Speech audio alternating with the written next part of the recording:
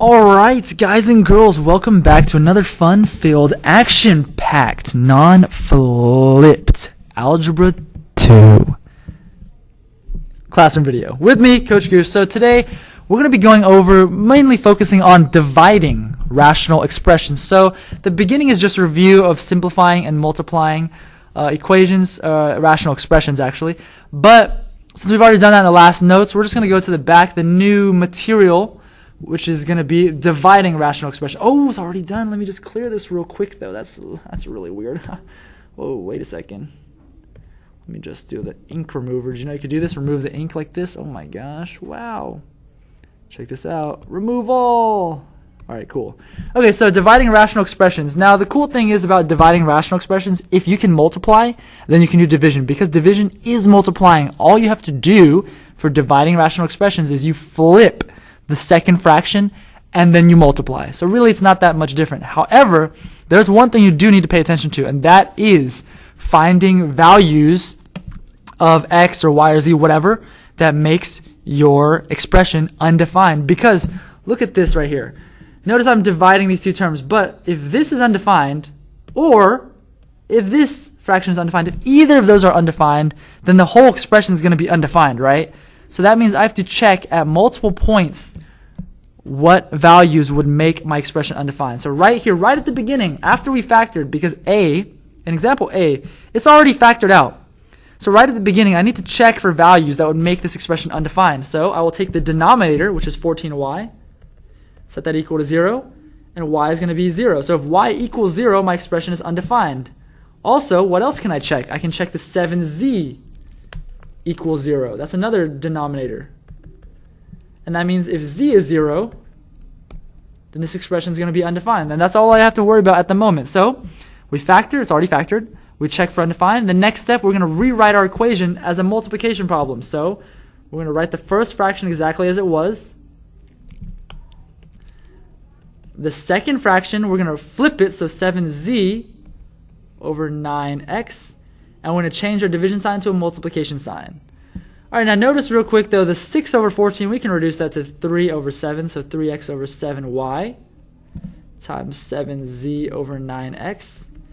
Now, once we've flipped our second fraction, changed it to multiplication, we need to check again for undefined values. So once again, because look at this, I have a new denominator right here, the 9x. That's a new denominator, so we have to check to make sure right here what values of x would make this undefined. So we set 9x equal to 0, and that would make, if x is 0, we're also going to have an undefined value, an undefined expression.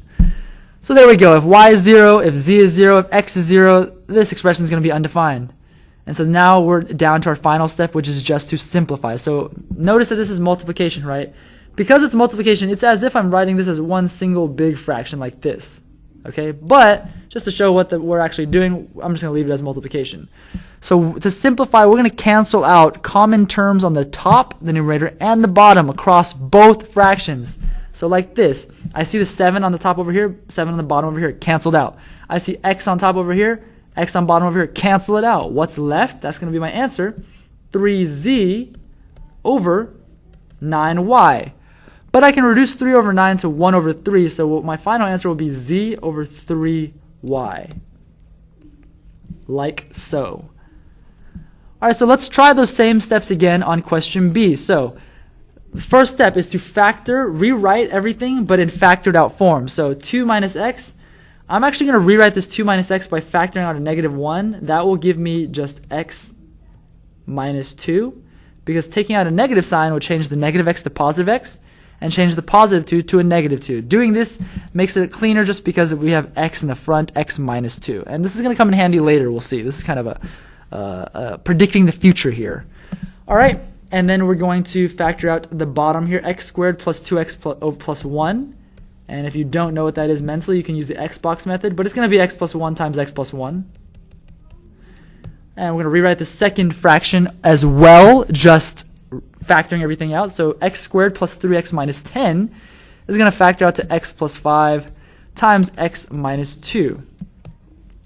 And lastly, x squared minus 1 factors out. That's a difference of squares to x plus 1 times x minus 1. So that's the first step. We rewrite it exactly as it is, but everything factored out. All right. Now the next step is we're going to check for values of x that would make this expression undefined. So I see too, I got the x plus 1, and I don't need to write x plus 1 a million times. It's the same thing. And then x minus 1. So these are the two factors that would tell me where x is undefined. And that would tell me that x is undefined at -1 and +1. All right. So then after we check the values where x is undefined, now we're going to rewrite the problem as a multiplication problem. So -1 times x minus 2 over x plus 1 times x plus 1 times, and we flip the second fraction, so x plus 1 times x minus 1 over x plus 5 times x minus 2. All right? And once I've done that, I need to check again for values of x where this expression is going to be undefined. Because look, I've got a new denominator. Wow. So that's going to give me some new values of x where this expression is undefined. Namely, it's going to be x equals -5 and x equals +2. There we go. So after I've checked again now I'm on to the last step, which is just to simplify by canceling out common terms in numerator and denominator. So I see x minus 2 up here, down here, cancel them out. I see x plus 1 up here, and down here, cancel it out. And I'm left with -1 times x minus 1 over x plus 1 times x plus 5. Now this is almost a complete answer, but to actually give the full answer, we're going to multiply everything out. So -1 times x minus 1 gives me -x plus 1 over x plus 1 times x plus 5. If I FOIL that out, that would give you x squared plus 6x plus 5, and that is going to be my simplified expression right there. So we've got 4 values of x where this expression is going to be undefined, and then my final expression right here. And that's going to be b.